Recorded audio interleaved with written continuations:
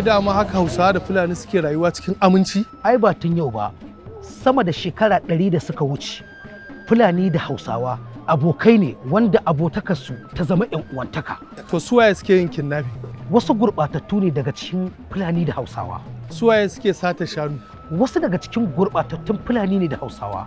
Masu aikata miyagun laifuka irin wannan ba su kai kaso 1 bisa 1000 ɗin al'ummar da ake rayuwa da su ba.